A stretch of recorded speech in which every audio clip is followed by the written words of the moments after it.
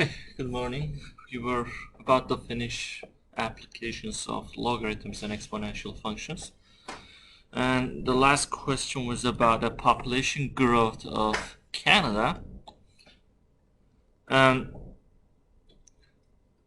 this is a quite correct modeling procedure. This function actually models the growth of any country, because you don't expect population growth of a country indefinite. I mean, countries are born, they start rising, and eventually countries become stable. Their population don't grow indefinitely, because you don't have enough land, you don't have enough water to and food to support your population. So eventually your population is maxed, and governments are taking precautions to stop actually uh, new population. Okay, so this is a quite correct model comparing to earlier versions.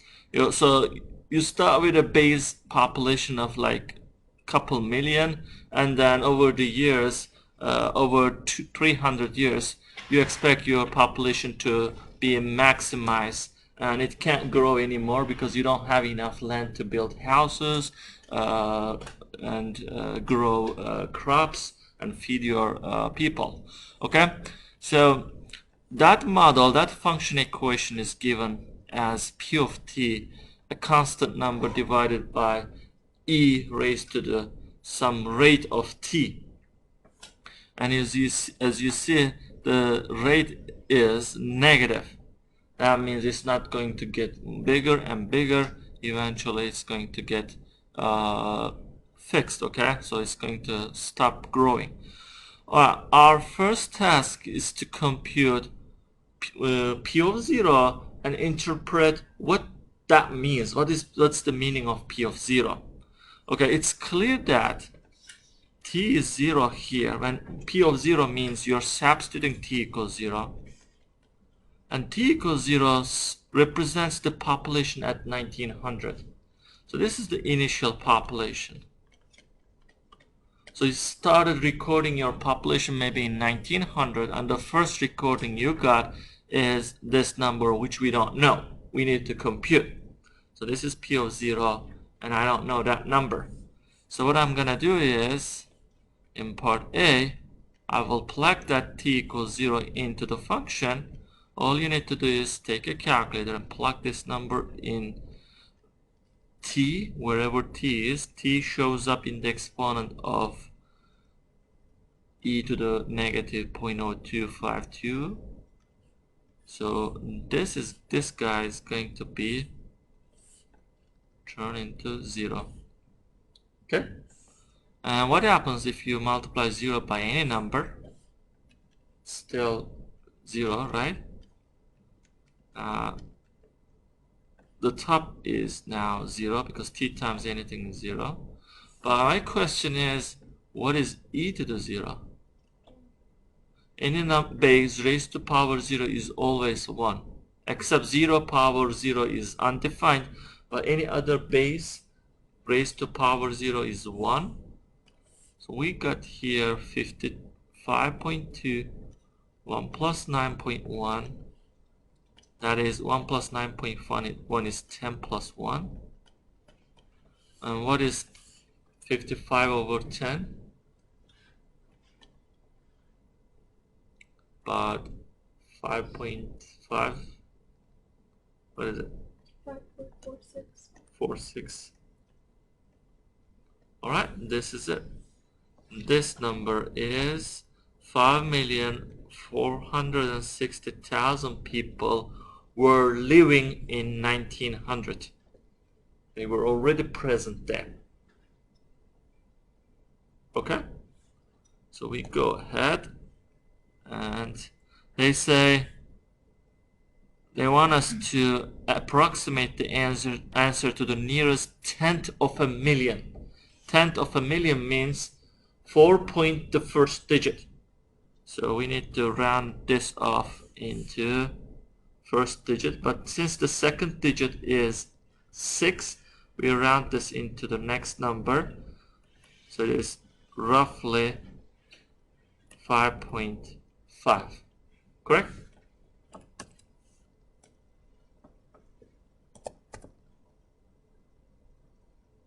And this is in 1900. Yeah, here we go.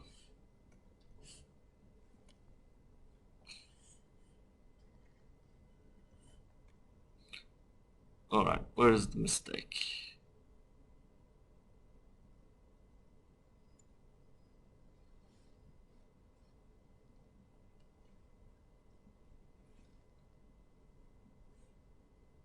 Did we round it off right? Did you compute this right? 5.46?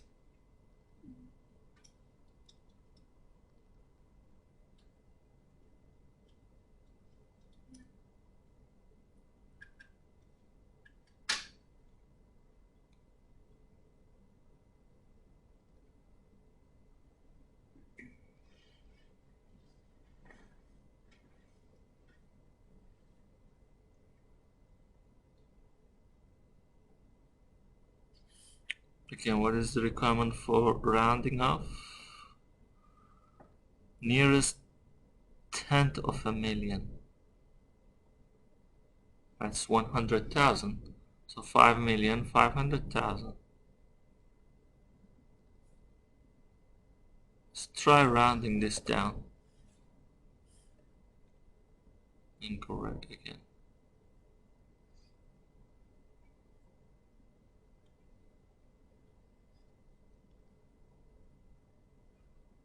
Oh, the numbers are different. Oh, is it again the same issue? Oh yeah, this is 55.4. So I was working on a different question, so let's try this 55.4. Thanks for checking that. And this is 9.8. So 55.4, 9.8, 9.8, 10.8. What is now? 5.12. We round this 2 down, it's 5.1. Alright, this makes sense.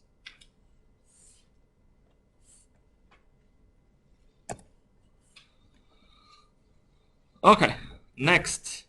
Use this function to approximate the Canadian population in 2040. So it's 140 years later. We know 1900. You're gonna proceed go forward on this curve, and after 140 years, what is it gonna be? Okay, some people try to guess it here. 140, yeah, but it's between 30 and 40 million. But we can't point it, we can't pinpoint it, right? So how can I compute it exactly? Because they wanted a number up to the nearest tenth of a million. So we can't just want 30 million, we can't say 40 million. We need to do a better job. So how do you compute at 140 years later? Any ideas? I believe we are going to use the formula. Again, the graph only gives you rough estimate, but if you want precision, you need to use the formula. So they want 140 years. Why am I putting here 140, not 2040?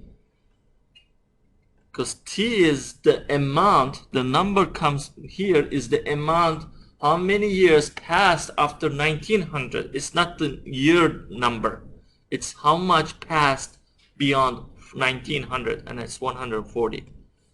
So we need to enter that 55.4 1 plus 9.1 e to the minus, oh what, no, the number, let's take the formula from here. 02511, 9.8.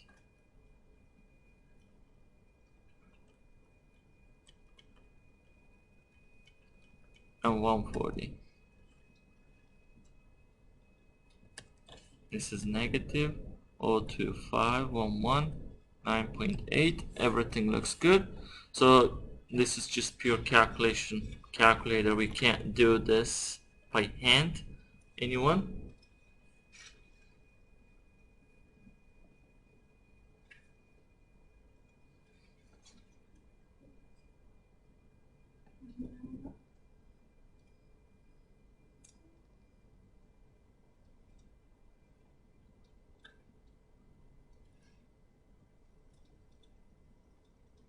Anybody?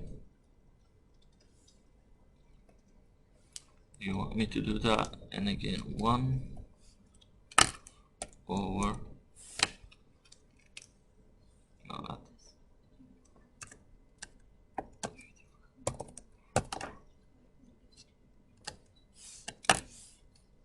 You need to use a parenthesis here and another parenthesis for the power.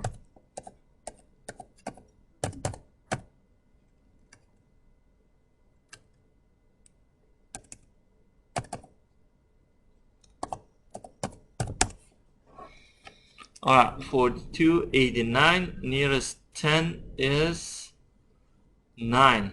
Yeah, we round this 9 up to 89 to 90. So it's 42.9.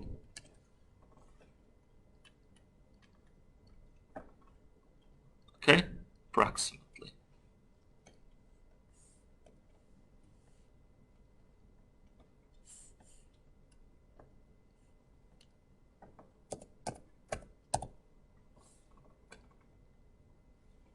Alright, use the function again, this time for 2050, 10 more years.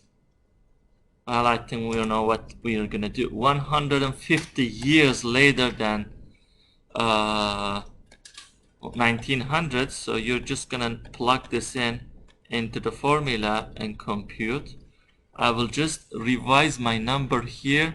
Only thing I'm going to flip is 140 to 150. Right? Nothing else changes. 45.2. 45.2.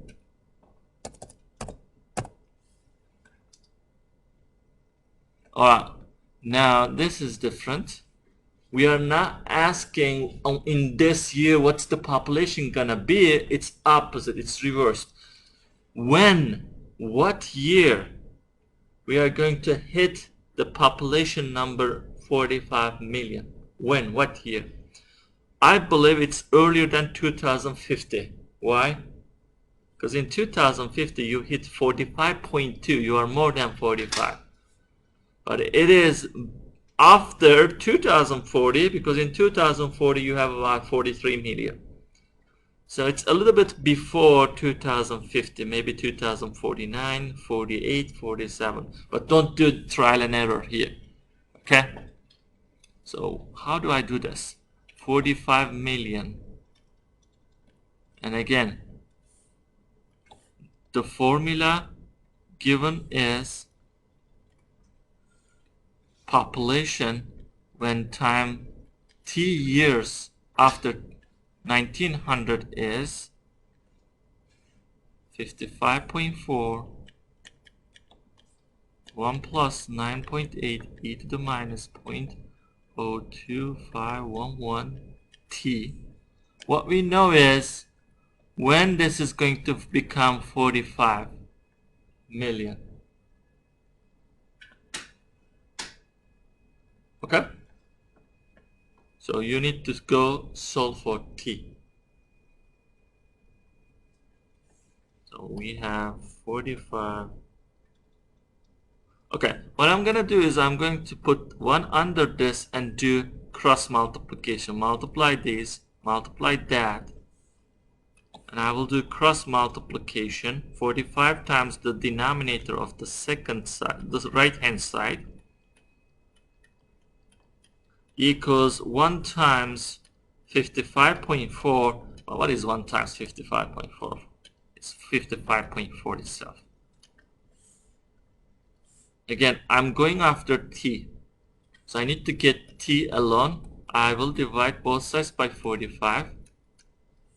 First divide the numbers in front, which I did, and then I will subtract 1 from both sides and divide 9.8 of this whole thing. Look, I use different colors for each operation. And finally, I have almost t, except that t is on the top. And I will compute all of this at once.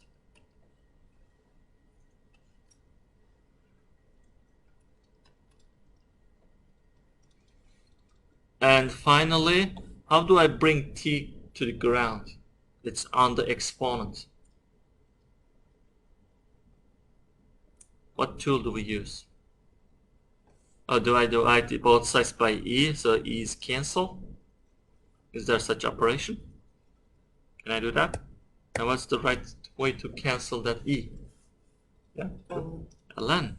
We use logarithms. Exponentials and logarithms are inverse of each other. We use a logarithm with the same base, which we call log base e, in other words, shortly ln. And ln and this guy cancel. You have finally this. Wow, what a mess inside. You may want to compute this before, if you wish, but I will just leave until the last moment to compute everything together. And finally, t will be found by dividing both sides with this. Please double check my work. Everything okay? So t is this stuff.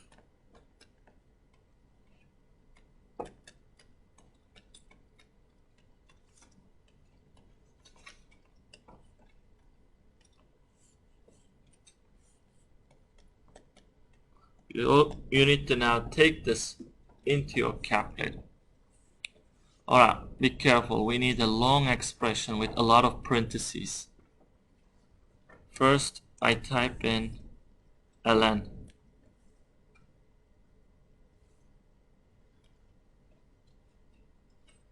I don't need this anymore. Actually, I can get away with one parenthesis under ln. So it's ln something over negative 0.025511, right? This is the structure. You have a ln of a big fat expression with divided by this. Now let's fill in inside ln. It's gonna be a ratio, and in the ratio we divide it by 9.8. On the top numerator I have, actually you can divide this if you wish, but I don't mind it. 55 point, what is it, 4 divided by 45 minus 1. So to be safe, I will take the first ratio in parentheses as well. Look, I used 3 parentheses around ln. So we have ln of an expression. That expression is 55.4 over 45, take away 1 divided by 9.8. This should give us the result. 149 years, which is absolutely wrong. We got the wrong answer. How do I know it's wrong? Because I have an estimate. To reach 45 million, it's gotta be 45 million. It's gotta be, oh no, I was right, sorry. Yeah, should be between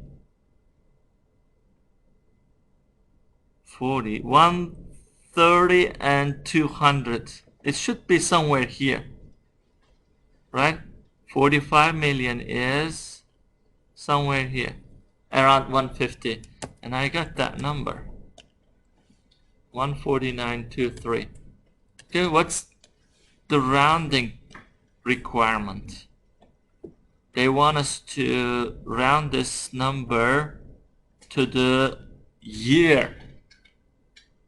Okay, to year, correct year. So this is 149 years and some months. 2, 3, like couple months. But our 19, we start recording this population in 1900, and you're adding this 149 more years, so it's 2049 and couple months. So here in year 2049, Canada population is gonna hit around 45 million. Okay? Alright? Does it make sense? Next, what does this say? T going to infinity means after millions and billions years. You started in 1900, but you are rolling to the future billions years later. What is the population? Oh, no, not population. Where does this term go? This term, 9.8. Just imagine you inserted 1 million in T, 1 million years.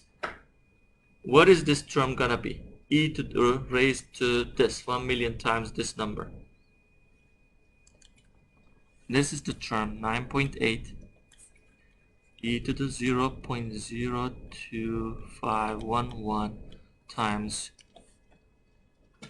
huge number here. What is 0.02 times huge? I'm asking this. 0.02 times huge. When I say huge, this is a number with so many zeros you can't count.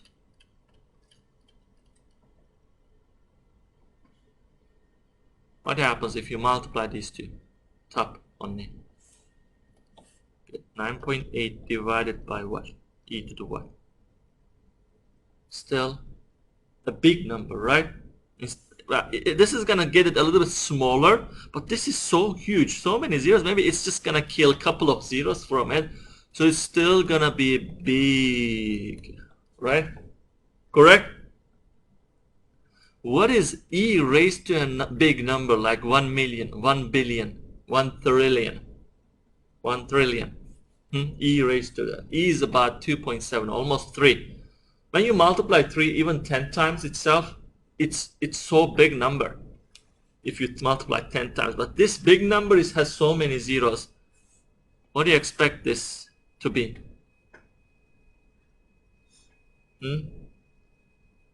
This is gonna be, again, huge. Alright? But we don't call things huge in math. We have notations for this. What is the huge things denoted? Wait, what notation do you use?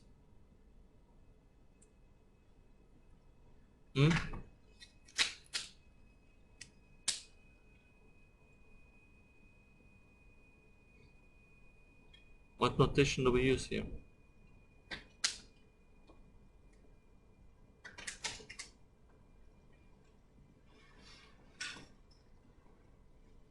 Madison? Infinity. So the bottom going to infinity.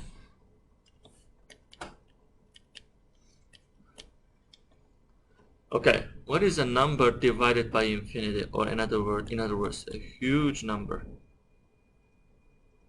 Just take a number, divide by the biggest thing you can divide. 9.8. Divide.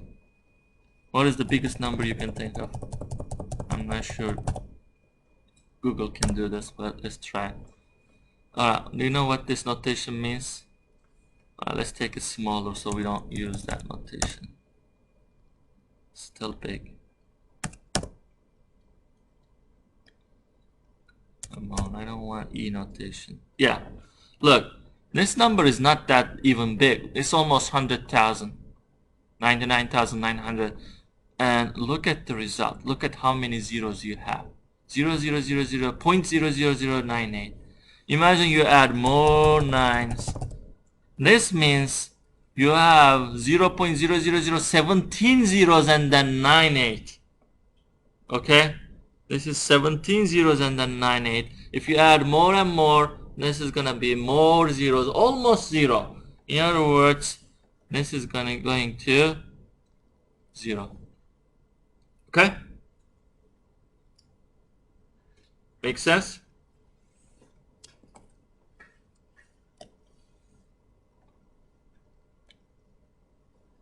This guy is going to 0. Alright, here's the question. And you actually have this option here.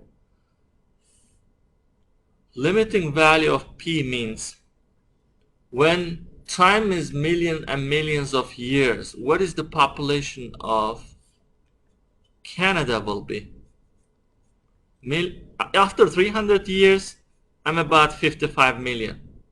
So imagine you go all the way to the end of this graph, million years ahead.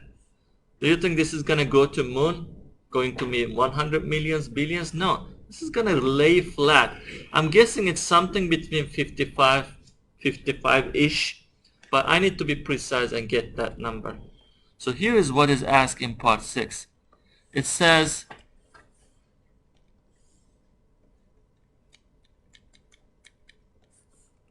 what happens to P of t when t is infinity? What is P of t? This is your P of t.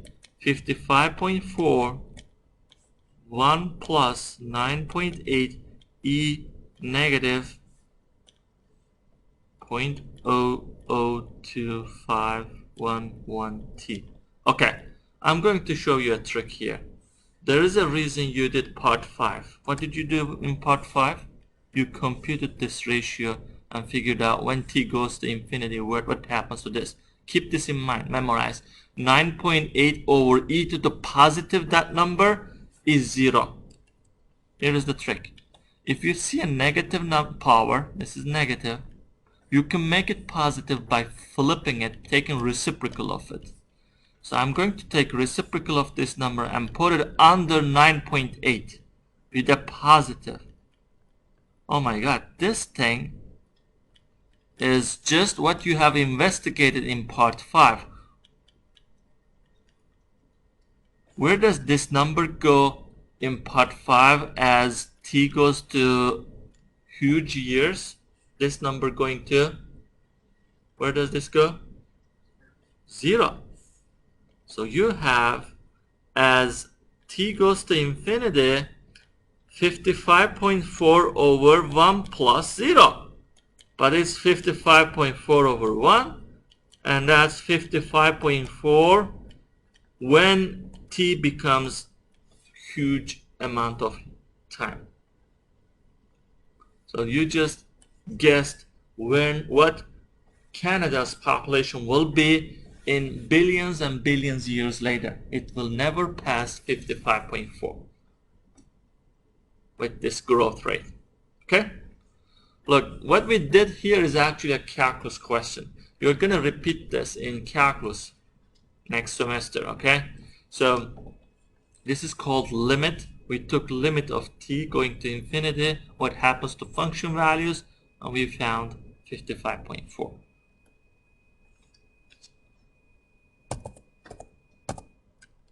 Alright, this is it. This concludes our last application of exponential and logarithmic functions. Usually, real-life situations are modeled by exponential expressions, but when you're solving them, you need logarithms, like we did to guess how many years it takes to get 45 million. We used logarithm of both sides. Any questions? Chapter 4 is over. We won't be coming back to this, but we will use what we learned in future chapters and future courses. So we are starting a brand new area, subject of math, coming up next. which is, do you know what chapter 5 is about? It's about trigonometry. Do you like trigonometry? No? I know a lot of people hate this subject. But raise hands, how many of you guys like trigonometry? I just want to see your aptitude. How many of you guys say certainly, oh, I hate it? You're in the middle? Okay. Alright, neutral.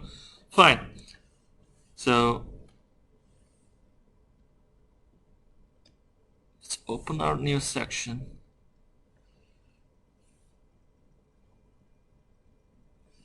Alright, looks like it hasn't loaded yet. I need to pull that file, hold on. Okay, today we are starting chapter 5, a new section. And in this section we are going to investigate trigonometry. Well, trigonometry is all about relations, about angles. So we are going to first learn about angles, okay?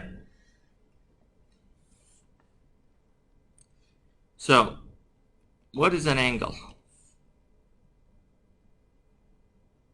Before an angle, we need to define rays. What is a ray? Alright, a ray is a half line. You're used to lines, right? Lines are starting from the left. It's not actually starting. It goes all unlimited to the left, unlimited to the right. But rays are half lines. They start, but they never end. They go indefinitely during a direction. Okay? So the starting value is labeled by a letter P or A or B, any letter you wish, and you find another point on the ray and call it Q, and that's called ray PQ, and it's denoted by this half arrow. Okay, it's just one-sided arrow. Now what do I do with this ray? When you take this ray and rotate it any amount and stop, then what you create is called an angle. Like, take a look at figure 5.2. So here is your A. This is called initial side. And you rotate it a little bit as you wish. And you stop. That's called terminal. Start, end. And those two rays form an openness, a gap between them. And this is called, this entire setup is called an angle. Okay? Now, those angles are represented with this letter, with this symbol. You simply call it angle A. A is the vertex letter that formed in intersection of these two rays. Or, this is a shortcut. You simply call it angle A. Or, you start with the initial side letter, meet the vertex, and go to the terminal side letter BAC. That's always the standards. You start with initial side letter, vertex, and terminal side letter BAC is actually the formal name of this angle, angle BAC. This notation means angle, initial side, vertex, and terminal side all together is what we call angle BAC. Okay? But we kind of shortcut use Greek letters to represent these angles as well. I call angle theta, and you put it right here, right beside vertex actually. And that's also an alternative third way to call angles. So I call angle theta angle A or angle BAC, the longest option possible. Okay?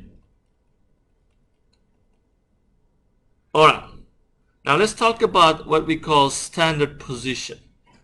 Standard position is when you set the initial side of the angle on positive x-axis, that's called initial side.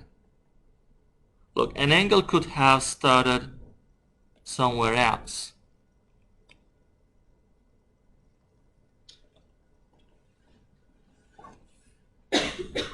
Look, is this an angle? Yeah, for sure. This is an angle. This is initial side. Let's call this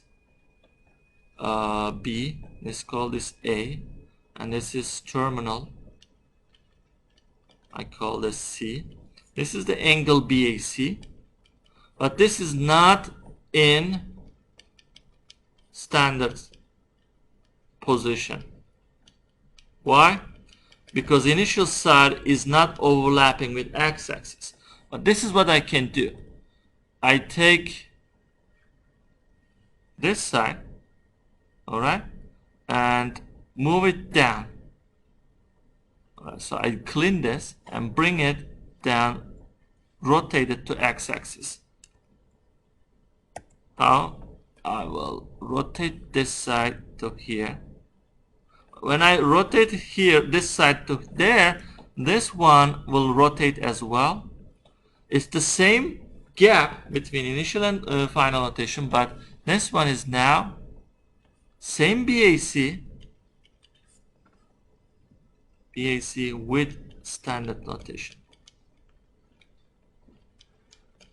Okay? So whenever you are given a angle, you can rotate it, well, as long as you do it to the both sides, you can rotate it such a way that the initial side is on x-axis. Alright, what else do we need to learn? More terminology. Let's talk about the measure. Okay? We compute measure of angles. Measure is just the number we assign to how wide an angle is, according to how much you rotate it counterclockwise starting from x-axis.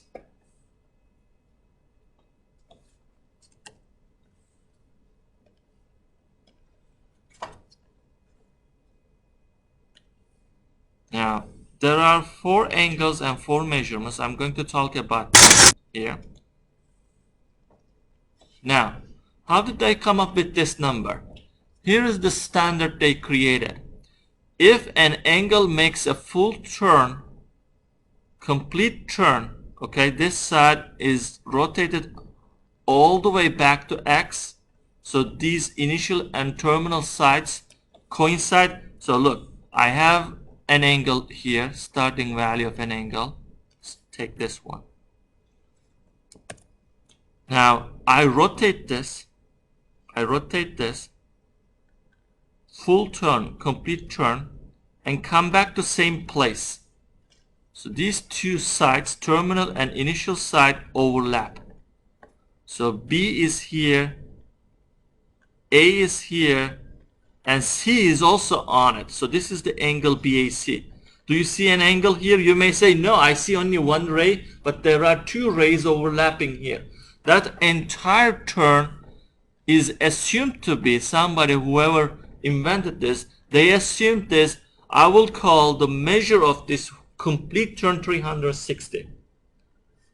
They made it 360. Okay? So in other words, just think of a pizza. The entire pizza is 360 degrees.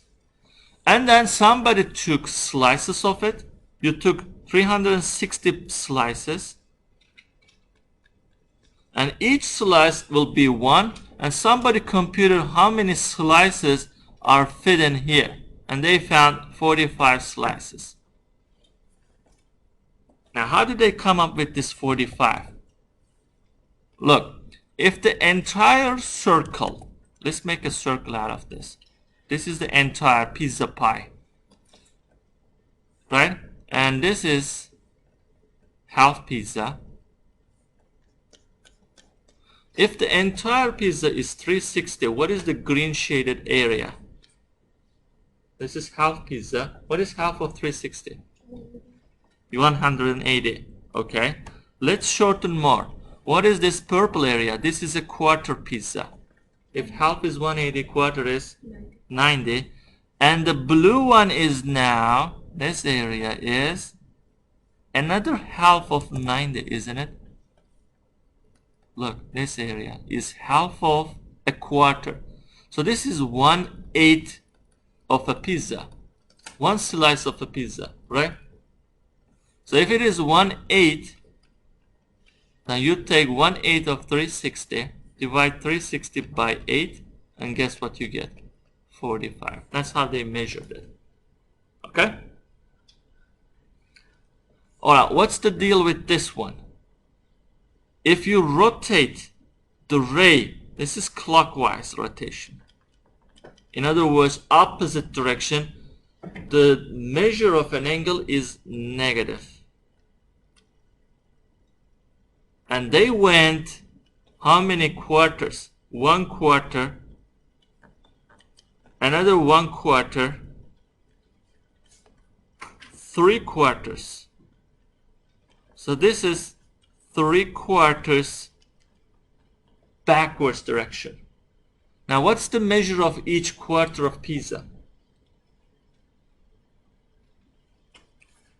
What's the measure of each quarter of pizza? 90. And you have 3 of them, the total is 270. Since it's backwards, it's negative 270. Okay? Alright. Now how did I come up with this one? You see, it's lower than 45. It looks like this quarter is split into 3 pieces. 3 slices. One slice, and another slice.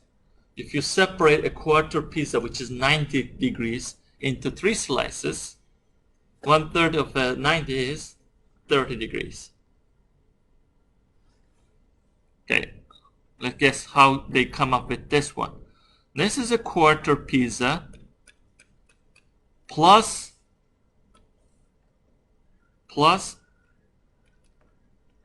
2 out of 3 slices. Look, here is 1 slice, here is 2nd slice, and here is 3rd. You take 2 pieces out of 3. 3 means 90 degree. So you take 2 out of 90, which is 60. This is 60. This is 90 quarter. 60 plus 90 is 150 total. But since it's going backwards, the direction is this is rotated backwards. How do I know it's rotated backwards, by the way? This arrow, unless they give me this arrow, now this gives me an idea how this is rotated backwards, clockwise direction, then I know it's negative, and we come up with a negative measure. Okay? Is it clear so far? I believe these are something you already knew. There is nothing new. We're just refreshing our memory, I believe. Let's continue with more terminology.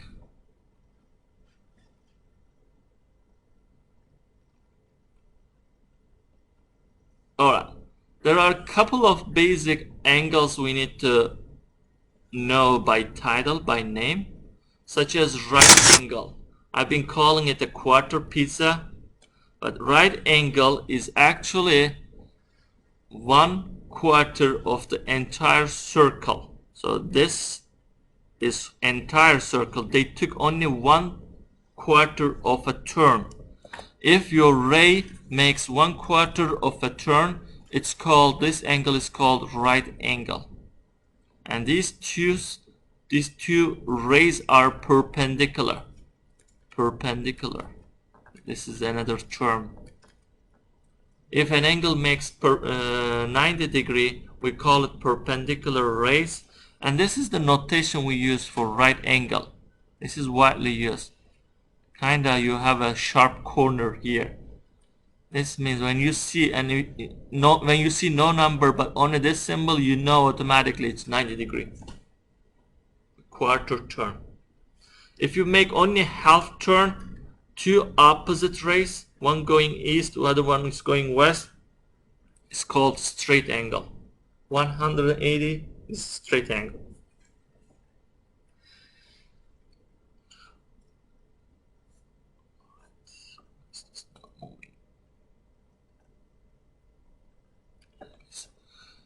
Alright, an angle which is not less than 90 but more than 0 is called acute angle. This is actually wrong. There is a typo here. It should be 0. Okay? An angle between 0 and 90, a slice less than a quarter pizza is called acute angle. Obtuse angle is kind of a wide angle. It's a measure of more than 90 but less than 180. It's called obtuse angle. Okay? These are some terminology we may use in this course or later course. You may see in later courses as well. Any questions so far? Alright, what we're going to be doing next is some conversion between degree, minute, and seconds. So let me take this into our workspace.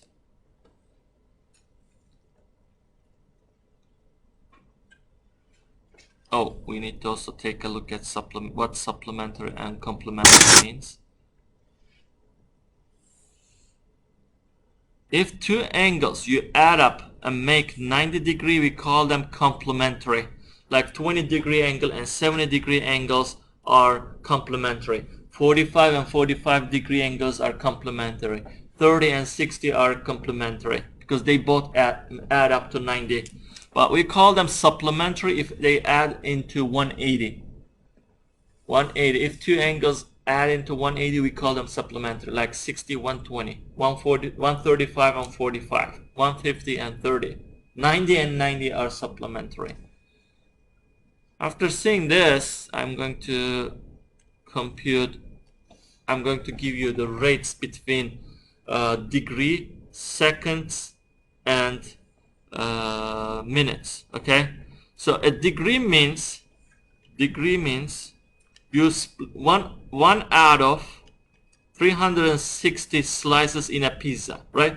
A whole pizza pie is 360 degrees. It's just one slice is degrees. Can you imagine how small that slice is? Now you take that one slice and split another 60 pieces. Look, you already split a pizza into 360 pieces, and that single very tiny little slice is split into 160 more pieces. Then we call it a minute. Just like in clock, in our watches, 1 minute, 1 second and 1 minute, we have the same idea. A degree is split into 60 minutes.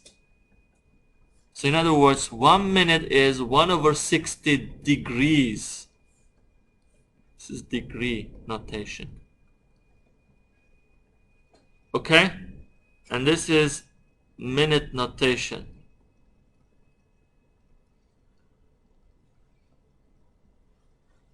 This means minute. This means circle means degree. Again, 1 minute is 1 over 60 degrees. How about second? Just like in a clock, 1 second is 1 over 60 minutes, right? You split a minute into 60 and you get a second.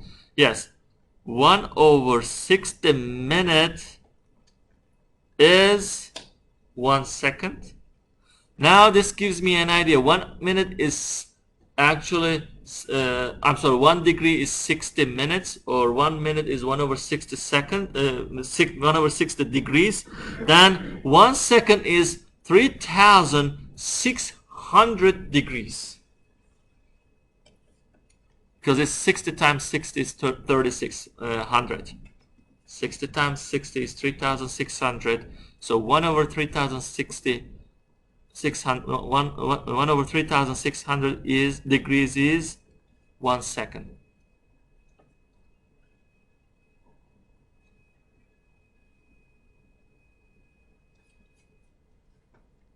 Okay. So there are some angles that you need to measure, not in whole degrees. You may have some partial degrees, like 74, a little bit past 74, like 42 minutes. 42 minutes is about 3/4 of a degree. Like 45 minutes is 3/4 of a degree, and 15 seconds is 1/4 of a minute. So you may get a better and better precision. You don't measure angles in whole degrees, but we also get really precise measurements. So what we are going to do next is we are going to take a look at homework problem. Our first homework problem is about converting a minute, degree, and second, degree, minute, and second notation into decimal places. How many degrees, decimal degrees, does it make?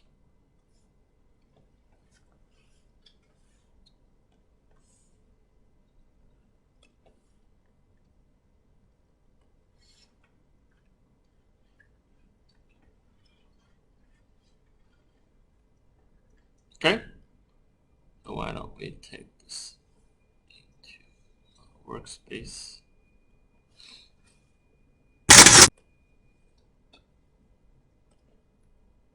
And work it out. Now, here are the toolbox we have. 1 minute is 1 over 60 degrees. And 1 second is denoted by this double mark. 1 second is how many degrees? How many? 3600. Okay. Now I have 28 whole degrees, so it's 28. Now I have 24 of the minutes. But each minute is, what is each minute? Isn't it 1 over 60 degree? So can I change these minutes 24 of 1 over 60 degrees? Right? You have 24 of the 1 over 60 slices. And I have 53 of the 1 over 3600 slices.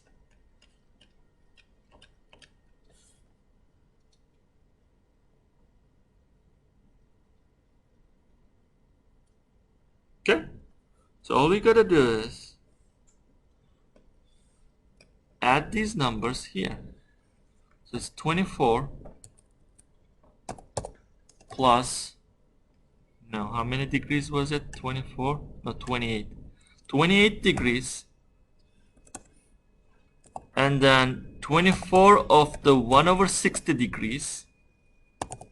1/60 of the degree, because it's minute. And how many seconds? 53 of the 1 over 3600 pieces.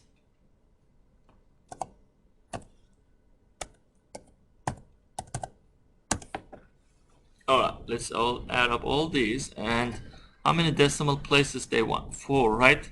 So I'm gonna round down the fifth one because it's 2 less than 5. 41, 47. 28, 41, 47.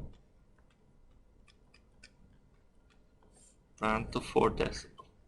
28 degrees, almost another half degree, 28.5, but they wanted more precision. 41, 47 is the right decimal. A little bit past 28. Okay.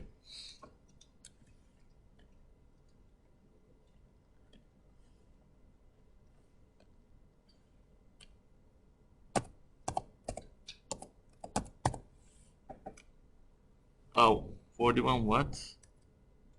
47.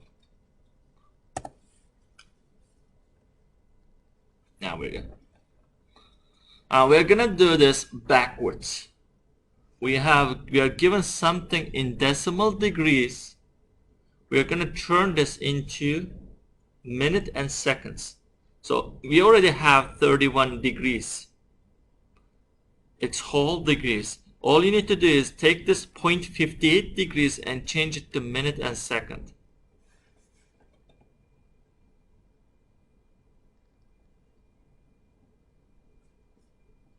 How do we do that?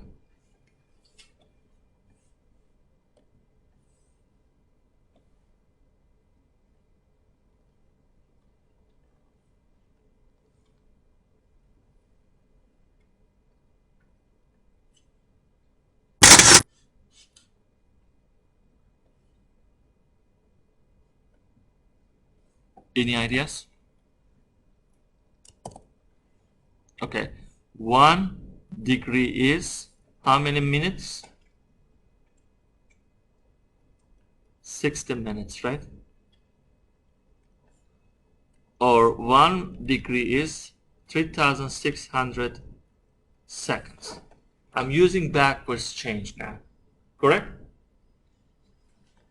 So earlier we used 1 minute was 1 over 60 degree, 1 second 1 over 3,600 degree, and we are doing backwards. 1 degree is 60, 1 degree is 3,600 seconds. So this is already minus 31 plus 0.58 degree.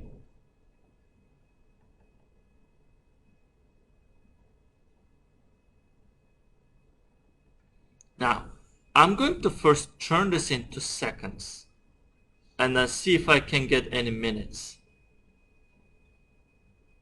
Now, let's multiply this 0.58 by 3,600 seconds. It's 0.58 of a degree, and degree is 3,600 seconds. What is 0.58 times 3,600? 2088. Exactly. So the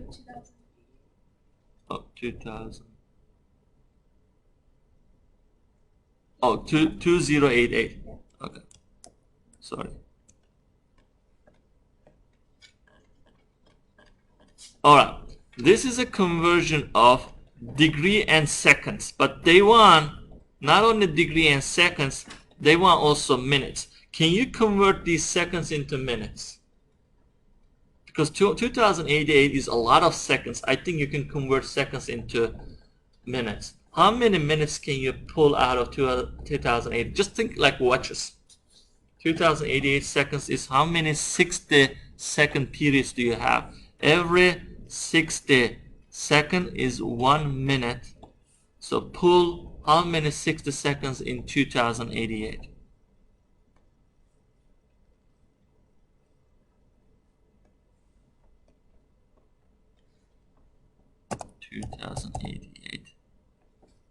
Time divide by 60. How many minutes in 2088 seconds? It is 34.8 minutes. So it is minus 31 degrees, or we call this degree with this notation. And then how many minutes did it turn? 34 minutes. Now whole minutes, and there is a partial minute here, which is not allowed. We do not like partial minutes. Let's change this back to second again. There are some leftover minute here. It's better we write it in seconds. It's 34 whole minutes and then some partial minute. I want to convert this back to second by multiplying it by 60. What is 0.8 times 60? 48.